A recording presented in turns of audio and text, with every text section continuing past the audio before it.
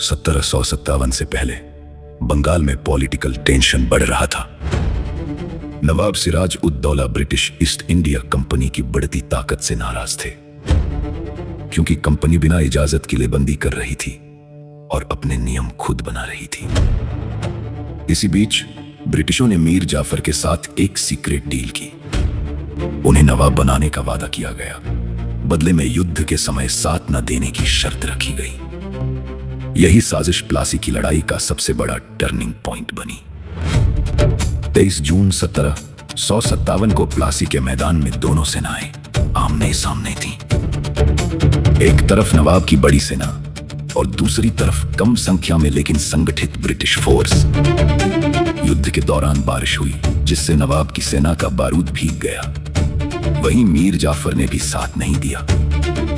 इन दोनों कारणों से नवाब की सेना कमजोर पड़ गई और ब्रिटिशों को आसान जीत मिल गई। इस जीत के बाद बंगाल में ब्रिटिश पावर की शुरुआत हो गई।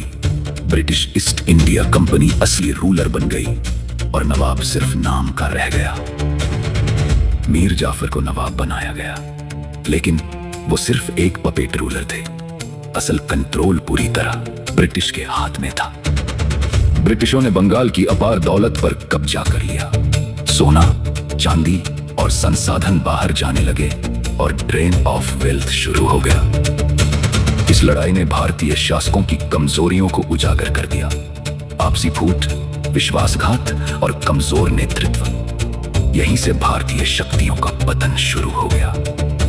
प्लासी की जीत ने ब्रिटिशों को इतना मजबूत बना दिया कि उन्होंने पूरे भारत में अपना साम्राज्य फैलाना शुरू कर दिया।